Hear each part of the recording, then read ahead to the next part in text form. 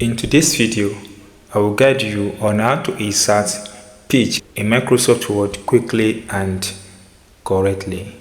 If you have your project like this and you want to insert page 6 into this place or this place, on a normal day, what a lot of people do is to keep tapping on the enter button like this until it shifts to a new page. So let's continue tapping the enter button until it shifts to a new page like this. So this is wrong.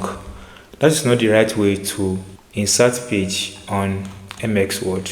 And the process of doing that is very simple.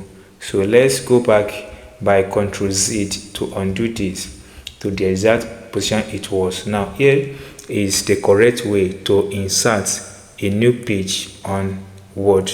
So you see that I've bring the cursor into this place, and to insert a new page into this place so that I continue the write up is very simple. Once you put your cursor here, come to insert button here, click on it. Now at this side you see option that says blank page, click on it.